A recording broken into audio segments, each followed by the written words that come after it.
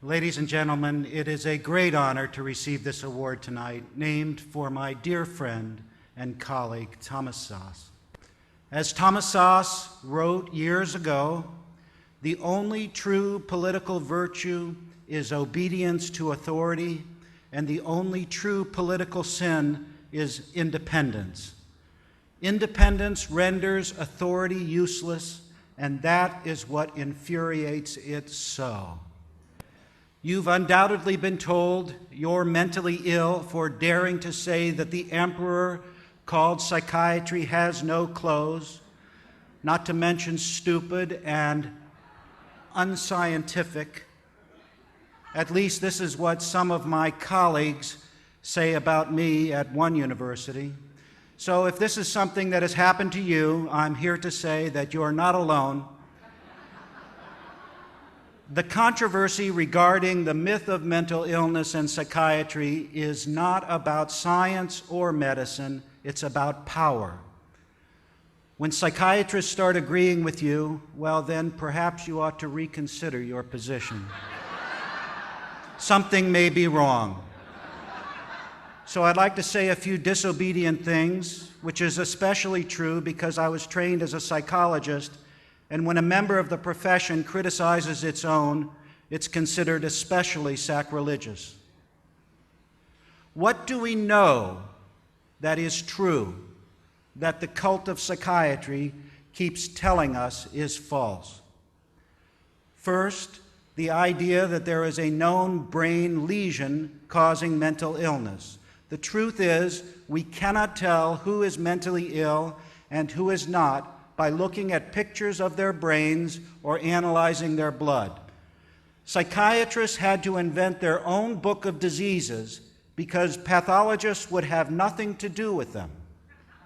It's called the Diagnostic and Statistical Manual for Mental Disorders, the DSM, a great work of fiction. What's the difference? What's the difference between the DSM and a scientific book of disease? Every disorder in the DSM is invented. Every disease listed in a pathology textbook is discovered. Real disease is found in a cadaver at autopsy. Mental illness is not. Mental illness refers to something that a person does. Real disease refers to something that a person has.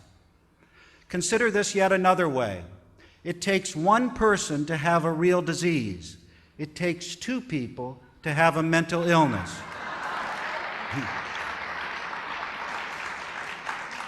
If you're alone on an island, you could develop a real disease like cancer or heart disease, but you cannot develop a mental illness such as hyperactivity or schizophrenia.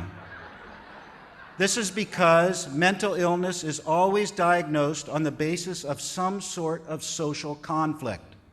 When people do something that others find objectionable, they can be diagnosed as mentally ill. If the person doing the diagnosing is more powerful than the person diagnosed, then there is trouble. In this sense, the diagnosis of mental illness is always a weapon.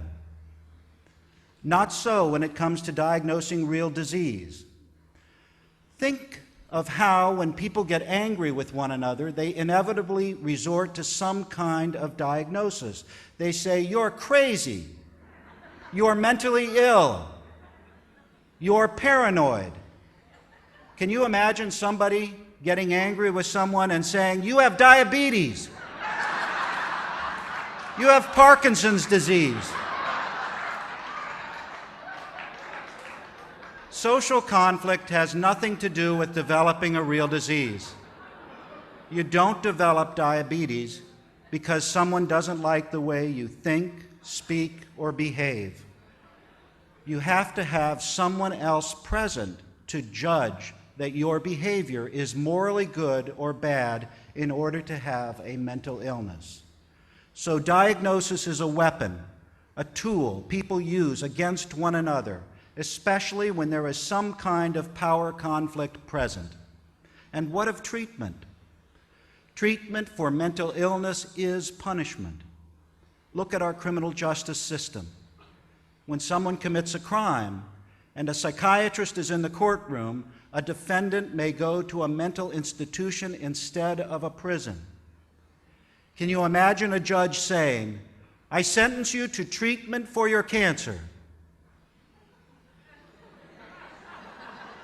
I submit to you that psychiatric treatment is worse than prison. For in prison, they don't judge how long people should be deprived of liberty on the basis of what they think about themselves and the world. In a mental institution, of course, this is the case. If you don't think about yourself and the world correctly, you'll be punished longer. Psychiatrists love to say that mental illness is a real disease, just like cancer. The analogy between mental illness and real disease is not reciprocal. It doesn't hold both ways. Having cancer is not like being depressed. We don't shock people who have cancer to make them better, especially if they don't want to be shocked. Consider how melanoma, a deadly form of skin cancer, is a disease here as well as in northern India. If you have melanoma, does it cease to exist if you move to another country, another culture? Of course not. If you're wandering the foothills of the Himalayas and meditating for 15 hours a day, you may very well be called a holy man in India. Take that same person, have him walk across the grounds of the Washington Monument in Washington, D.C., and he's diagnosed a paranoid schizophrenic and committed to a mental hospital.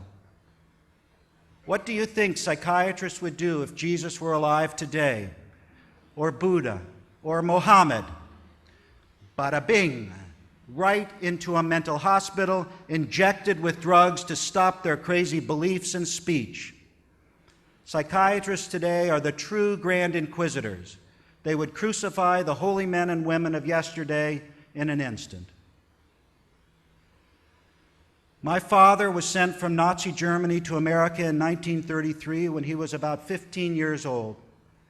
From the time he was sent out of Germany by his family because he was a Jew until his dying day 5 years ago, he had nightmares that the Nazis were persecuting him. He fought against them his whole life, awake and asleep. I used to ask him, "Dad, what were people thinking in Germany back then? What were they thinking when they saw the Nazis parading about?" And he used to say, "Nobody took them seriously. Nobody believed they could ever have the power to do what they did. We laughed at them." Now, while I encourage you to laugh in the face of those psychiatrists who argue that 2 + 2 doesn't equal 4, know too that we must also take them seriously, especially when it comes to the harm they have done to people in the name of helping them. For if we do not, history will repeat itself. We are building a resistance to the psychiatric Gestapo. The Citizens Commission on Human Rights is an important partner in the fight for liberty and justice. That is why we are here tonight, and that is why we will be together tomorrow. Thank you.